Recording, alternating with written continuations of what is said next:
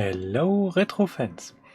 As promised or announced in my previous video, this video is going to be about video cameras or, well, yeah, capture cameras, whatever we want to call them.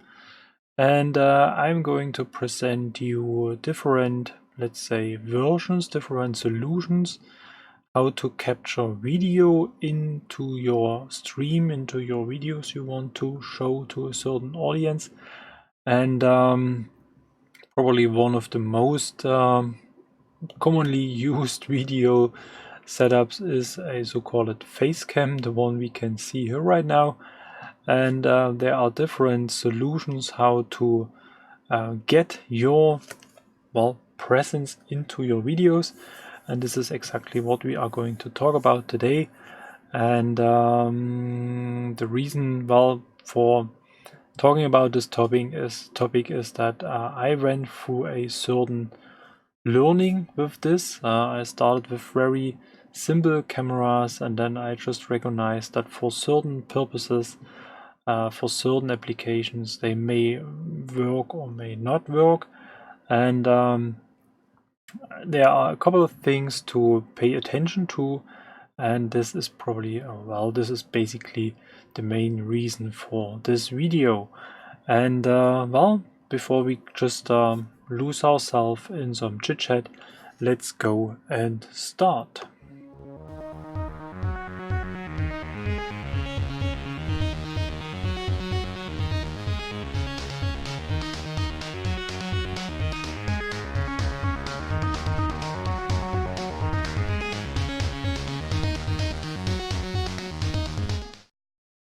So, and as mentioned, the face cam is probably the most common used camera application seen on YouTube or Twitch. And for some, let's say, influencers, for some topics, it is the main camera. People are really interact with this camera, and they talk to the audience. For my setups, you may have recognized that I'm very focused on things happening on my desk, and I have added the face cam just later during my development of this YouTube channel, so to say.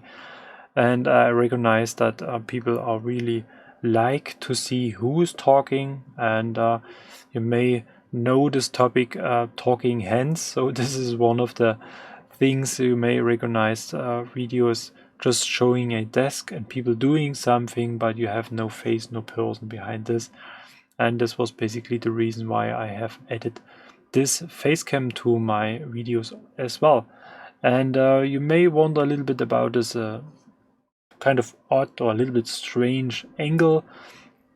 And the main reason is that on the one side in front of me is my monitor, and this is mounted to the wall, and I'm not very flexible in terms of moving this monitor around, and I have to place the camera either on top of the monitor or on the bottom of the monitor.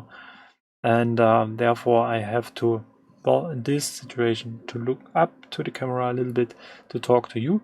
And I decided to put this a little bit to the side so that the angle is showing myself as well as the shelf behind me.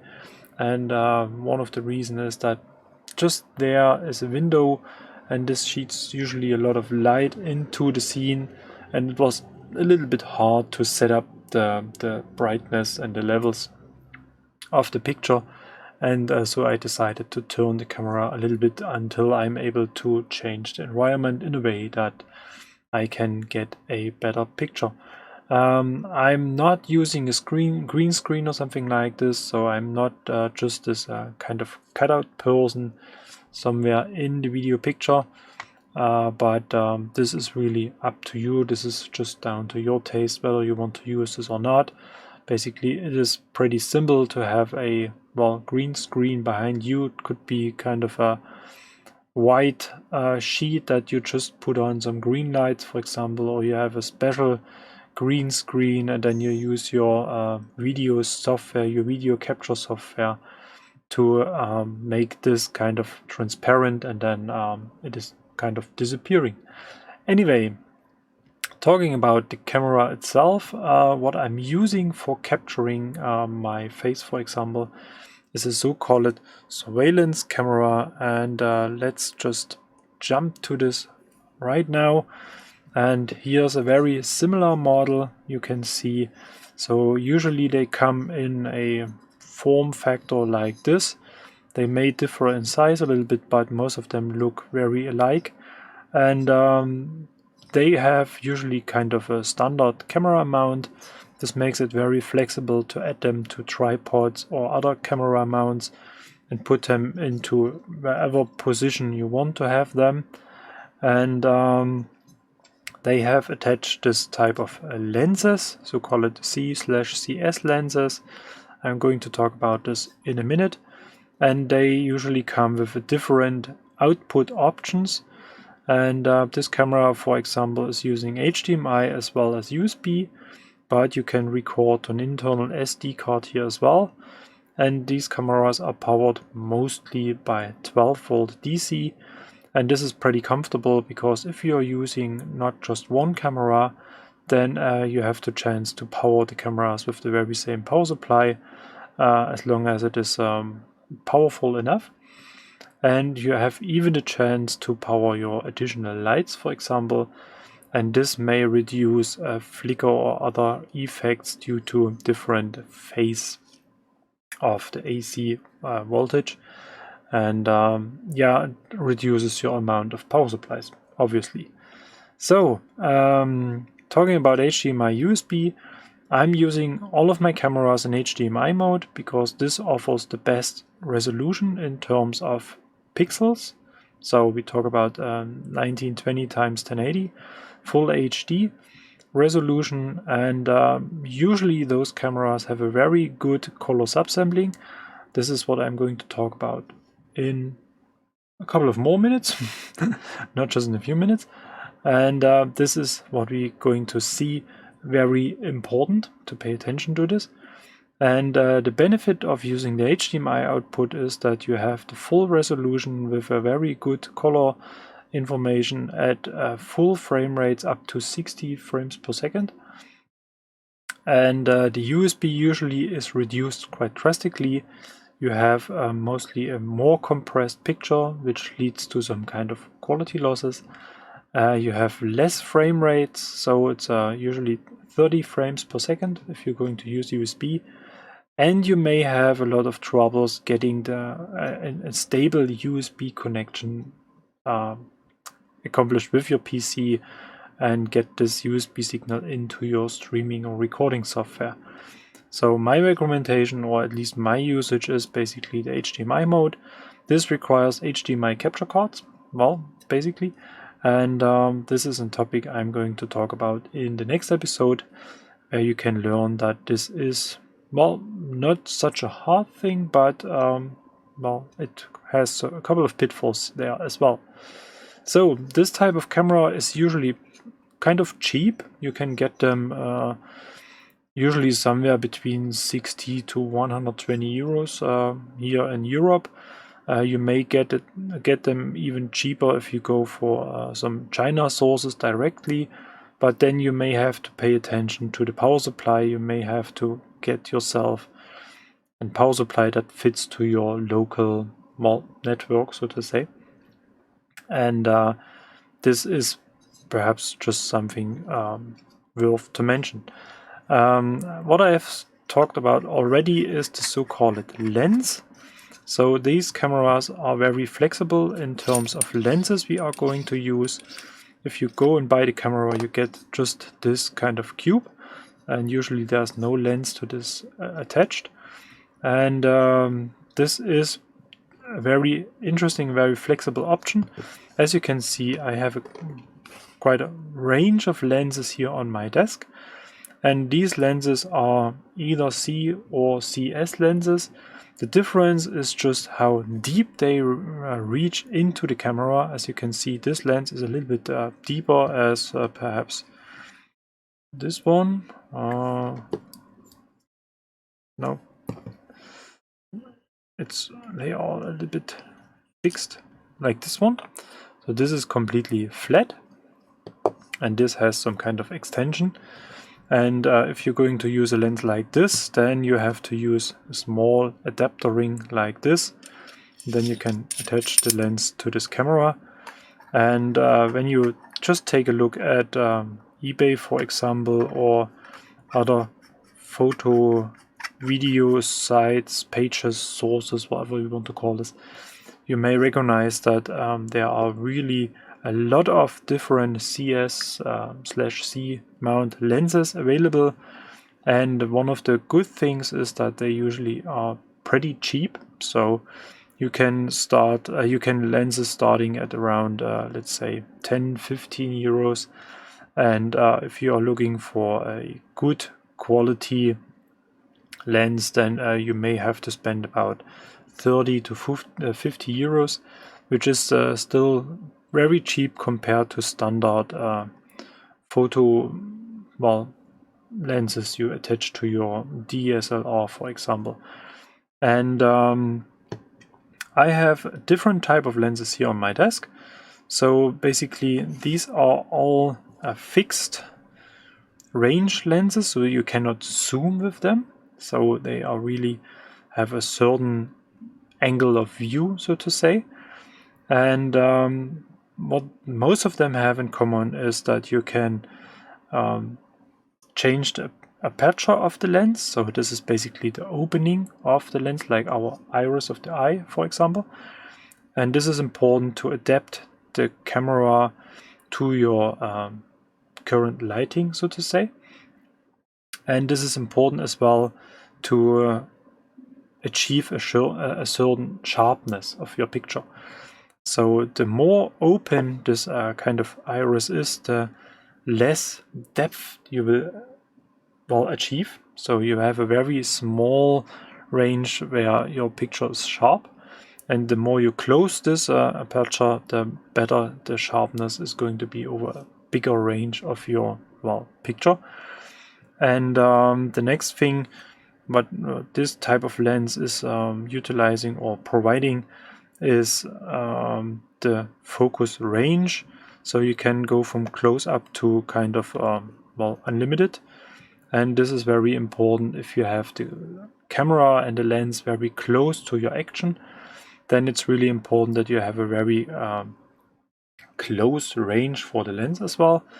And this is probably something you really just have to test for yourself. It depends on the position of your camera. Mine is mounted here, as you can. This is the lens I'm using right now, so it's about 50 centimeters above my desk, and therefore I'm quite flexible with this focus range.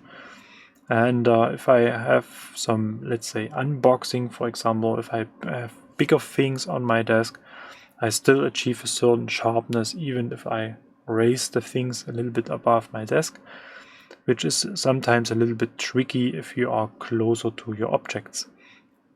And talking about the range or the angle, whatever we want to call this, this is for example an 8.5 millimeter lens, and this is pretty similar to what we can see right now. So I'm using a zoom lens where I can change this, but we are almost in the very same range between 8 to 10 millimeter. And just to give you some kind of idea what I'm talking about. And the next thing is a 25 millimeter lens. Here there's written inside of the lens as well. And this is, I would call this already a close-up lens. I use this type of lenses when I capture things like soldering PCBs in this size. So this is going to be almost full frame, full picture then. And if I have smaller things like, for example, the Nunchuck 64 adapter, and if I do some soldering videos on SMD, for example, it's a little bit dusty, may have to clean this, then I'm using this 50 millimeter lens.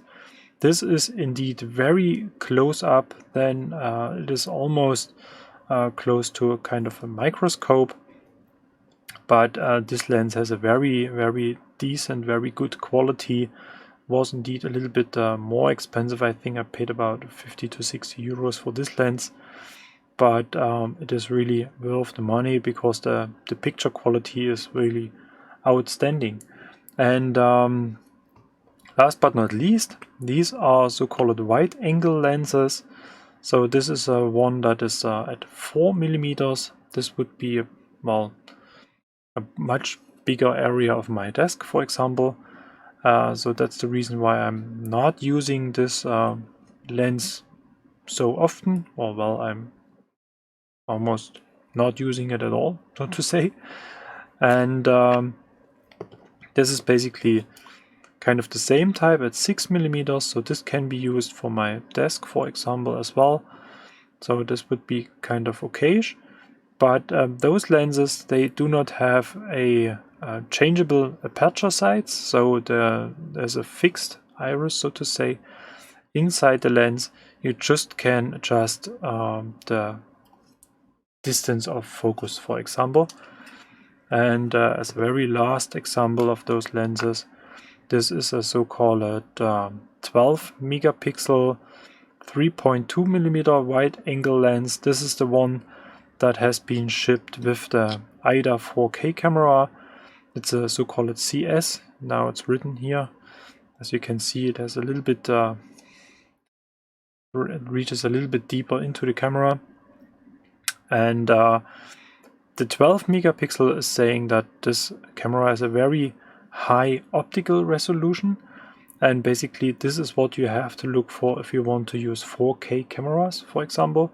So those cheaper lenses, they are about 50 to 20 euros or something like this.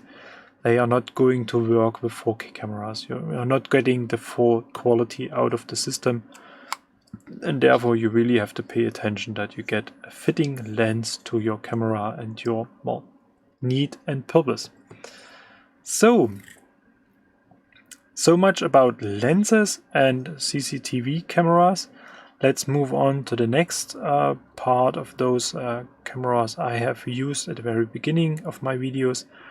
And these are the so-called action cameras. You may have recognized that they look very similar to the original GoPro Hero series. That's an old Hero 3 Black Edition. And I have used this camera in the past as well. But especially the Hero 3 and those, let's say, cheaper clones from China, they suffer a very similar thing. And we're going to have a look at this right now. Oops, wrong button. Here we go. This is a very similar camera we are seeing here right now.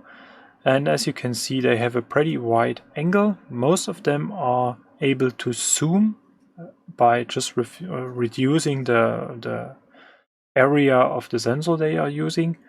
And since most of them are HD cameras at a wide view, you may get still a good picture out of them. And the newer GoPros, they range up to 4K, for example. Then you will have, even at a narrow setting, a full HD video without any problems. But if we take a closer look at a very short glance, or at a very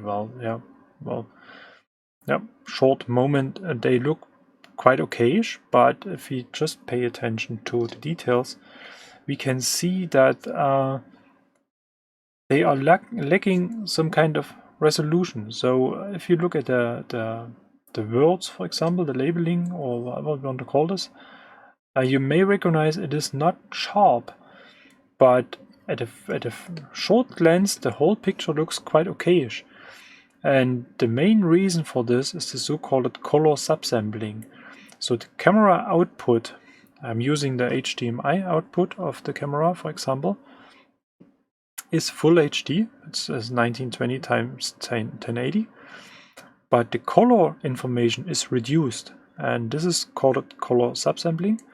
And I will add this. I will add a link to a Wikipedia article which kind of describes this in very detail. I'm not going to cover this in this video, it would take too long. But it means that to reduce the amount of data transferred over HDMI or USB, the color information is reduced to represent the color of just 2 pixels or 4 pixels or something like this. And if you have things with a very low contrast, like my hands for example, they look okayish. So it feels like you have an HD picture. But if you look at PCBs for example, with a lot of small high contrast details, you recognize that it is not very separated anymore.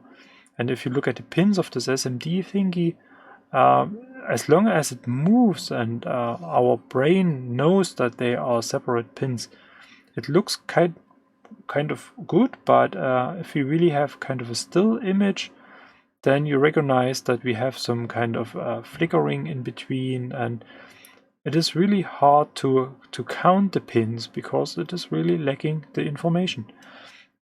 And this is one major issue when using action cameras like this. I mean, the newer GoPro Hero 4 and 5, they have a much better HDMI live output, so the Hero 5 is working very well. I have tested this quite a while ago and found the camera very suitable for home recordings, for video recordings, for example. But well, they come with a kind of heavy price tag, so to say. And if you just want to look for a capture camera, then it's perhaps not the best option. But if you want to use the camera for something else, then it might be an interesting option. And this is, as I said, some clone from China, and you can get those type of cameras in the range of 20, 30, 40 euros or something like this, even from European or US shops. And most of them are doing a pretty good job. And if you record to the internal SD card, if you're not going to stream or record live, then you may not face this color subsampling issue as hard as using the live view. And if you really just want to have a start, if you want to test something, then perhaps these are a pretty interesting option, since due to the wide angle lens, they are pretty easy to set up, and the placement of the camera is very easy. So I have mounted mine to this small tripod I have used in the past as well, because the one capturing the video here right now, or the picture here right now, has a standard camera mount like this one. So this makes it pretty easy to set up, and as I said, it is connected over HDMI and powered by USB, so no battery issues. So coming to a different model of those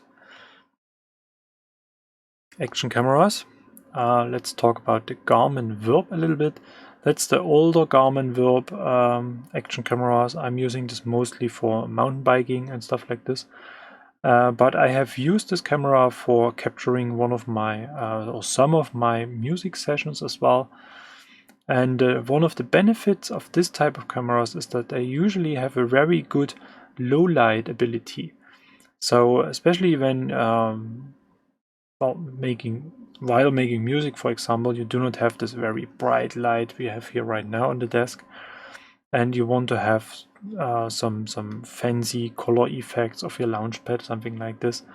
So it is a little bit darkish here and there and in the corner and everything like this. And this is what makes these cameras quite good to use, because they can handle this low light environment. And due to the angle, for example, it is very easy to place the camera somewhere on your shelf or something like this to capture a very wide scene. And the good thing here is that there is some kind of breakout cable available where I can feed in the audio coming from my mixer, for example, so that I have a perfect sync between the video signal and the audio signal, and I have a very good audio quality as well. Most of the action cameras are capturing audio in a very heavily compressed way, and this makes them usually not very, well, let's say, the best option for capturing audio things.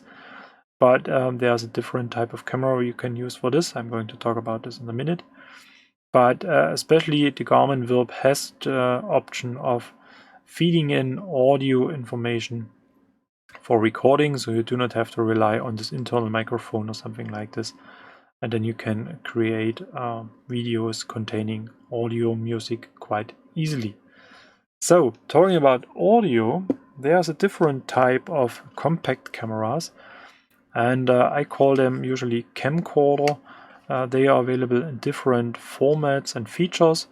This is a pretty easy model, so to say. You do not have a zoom lens, something like this, but as you can see, we have two microphones in the so-called cross mount option, and this camera is very good at capturing audio, and I have used this camera at the very beginning to record my desk as well as my voice. So this is working very fine.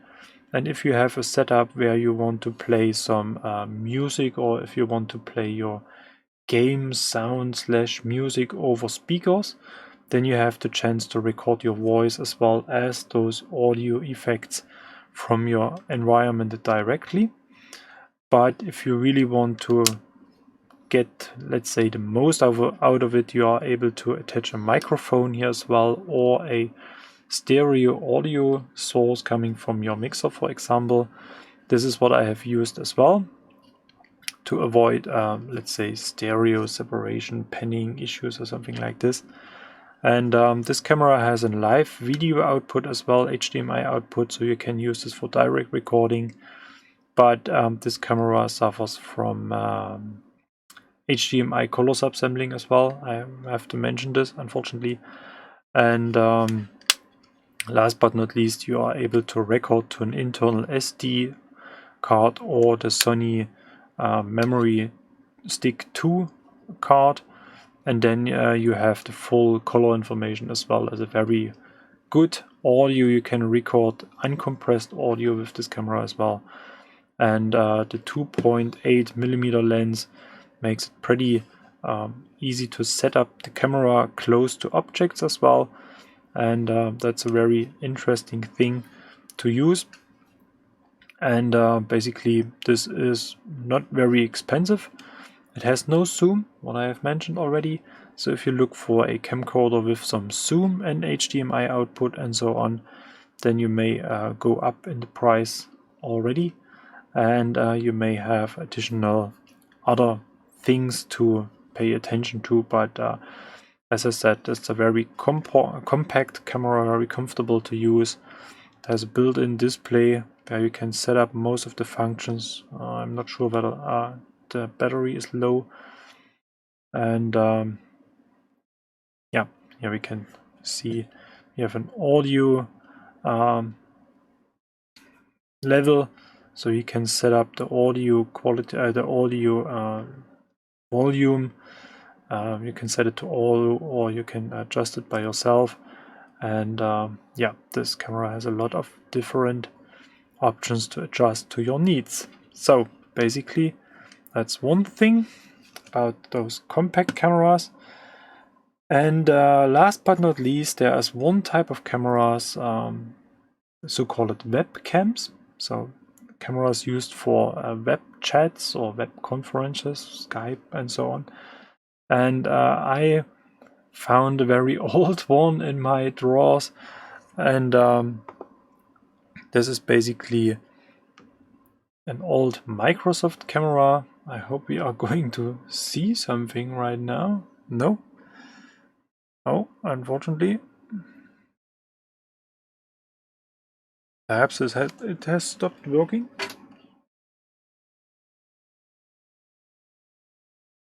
I have to admit I had a lot of problems setting up the camera. Perhaps it is too old, or perhaps it is simply not good enough. Well, there's still no camera. Oops. Let's see whether we can find it somewhere. Nope. This is a little bit unfortunate, but well, this could happen. Then let's make it a little bit differently. I'm going to show you the camera itself. And usually they look like this. You have some kind of fancy monitor mount to put this camera on top of your monitor. and then you can point the camera at your face or at your desk, whatever you want to use them for. And since they are connected by USB, they work most of the time quite okay-ish. But the USB connection has some limitations. So especially if you talk about a standard USB 2 connection, then you should keep in mind that transferring a full HD image with full color information over USB 2 is indeed a little bit tricky. So you may have to expect some color subsampling as well, or a reduced frame rate, as I have mentioned with this CCTV cameras as well. But one of the benefits is that most of the cameras, at least the newer ones, if you talk about Logitech for example, they have built-in microphones, and if you want to capture the video, your face for example, and your voice simultaneously, then you do not need an additional microphone, and this makes those devices pretty good to use. And this is indeed, price-wise, we talk about 80 to 140 euros or something like this. So it's a kind of a good start as well. And for most of those cameras, you are able to disable the autofocus feature, because you may have recognized this on some YouTube videos that the picture starts to pump a little bit, or the focus changes, and sometimes people are out of focus, or the objects on the desk are out of focus. This is the so-called autofocus, and if you can set the camera to manual focus, then you have much more, well, let's say, troubles setting up your videos. And as I said, usually they are pretty easy to install and easy to use.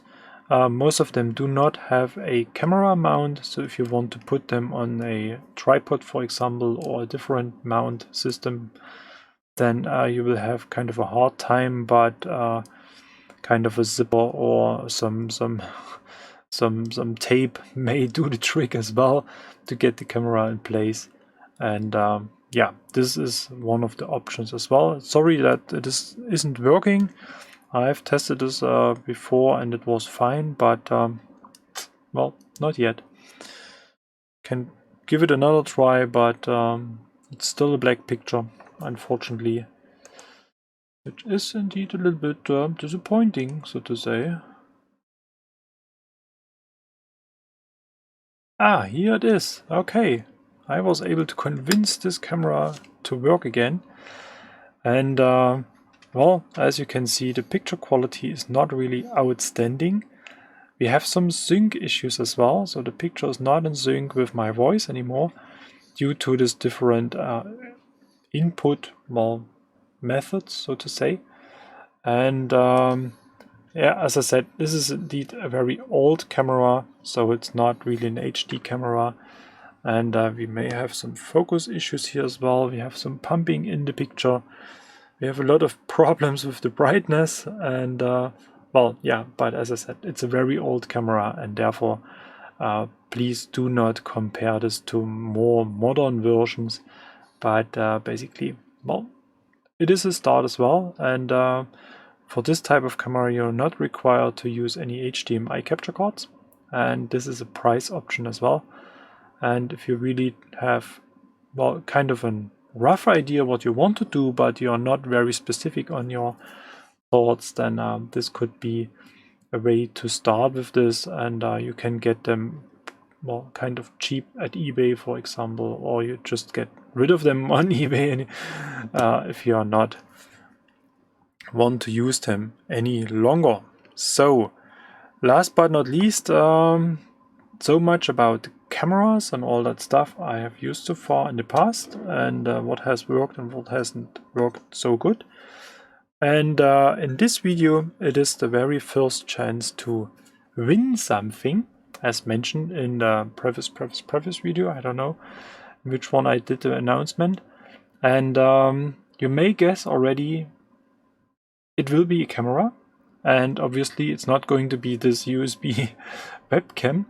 No, I'm giving away this CCTV surveillance camera, as you can see it here right now, together with this 8.5mm lens, adjustable in focus and adjustable in brightness aperture. And this is a setup I have used for a lot of my videos before I changed to the ADA camera, for example. And this is basically what I want to offer. And just to, let's say, attend in this giveaway, please feel free to add your interest into the comment section. Basically, I have right now, I haven't spent that much time thinking about how to select the winner. I may come up with something very special, or, well, at least something that makes it a little bit interesting, so to say. And what I have in mind, I'm probably not going to ship this with a power supply, depending on the country I'm going to ship this to, because I'm not aware about all those sockets available around the world. But as I said, it's a standard 12-volt DC power supply with a hot in the middle, for example, and then you're very good to go. So yeah, this will be the giveaway for this video. And as a very last thing, what I want to talk about is the difference between HD and 4K. And I've mentioned it already, I changed to an ADA 4K camera I'm using here right now, but I'm still capturing HD content. And I will remain capturing HD content because most of the sources I'm using, like old computer system consoles and so on, they have a very low resolution output. So taking a Nintendo Entertainment System or C64, something like this, something similar, they barely output an HD ready signal. So capturing in 4K would be indeed just overkill. There's no information to capture at all. But I decided to go for a better desk cam, and I was going to combine this with 4K for some simple reason, because I have mentioned I'm using a zoom lens, but adjusting the zoom in the middle of a video is a little bit awkward, because every time I change the zoom, I have to adjust the focus as well. I can show you this. So now it's out of focus, and then I have to refocus the picture. And this is indeed a little bit, well, let's call it cumbersome. And using a 4K camera in HD mode provides the chance to switch to kind of one-to-one mode. So you may imagine a 4K image captured by HD needs to be reduced in size. But if we switch to a one-to-one mode, we have a picture like this. And this provides the chance to have some kind of a zoom function in the middle of a video. And just imagine combining this view with this 50mm lens, we have an almost microscopic view on very small things, like those SMD parts. I'm going to show this in one of the next videos, but probably not today, because this would require to change the lens. But this is indeed a very interesting option to work with 4K cameras. Price-wise, it is indeed very different compared to those type of cameras. As I've mentioned before, if you look for a fully equipped, fully feature-loaded camera, for example, the Blackmagic devices are very interesting, for example. Then we talk about $1,200 to $1,400/euros. So this is indeed very expensive. The AIDA 4K camera is kind of a surveillance camera as well. So it's more like a CCTV or something like this. And therefore it is indeed a bit cheaper. The range is somewhere between $600 to $800/euro, which is indeed still a lot of money. And you have to keep in mind, if you're going to use a 4K camera, then you need a 4K capture card as well to get this video into your system combined with the other sources and to work with this content live, which kind of increases the price tag for your whole setup as well. Well, but basically that's all I want to say today. That's all about cameras. I hope I have answered a couple of questions you may have in mind. If not, feel free to use the comment section, put in your thoughts, whatever you have in mind. I will hopefully answer them as best as possible. And just keep in mind that if you want to have a chance, or if you want to get this type of camera, feel free to add this to your comment to the comment section, and I will come up with a way to select the winner within the next weeks. And as mentioned already, the next episode is going to be about capture cards, and I can make this promise already. There will be a giveaway as well, and this may come to a good combination depending on the selection method of the winner, well, which I have to come up with. So anyway, that's all about cameras. That's all for today. As usual, thank you very much for watching, and feel free to use the comment section. Feel free to support me as well. If you want to do so, then feel free to subscribe to my channel or to support me on Patreon or Ko-Fi. I highly appreciate this. And well, see you for next video. Bye bye.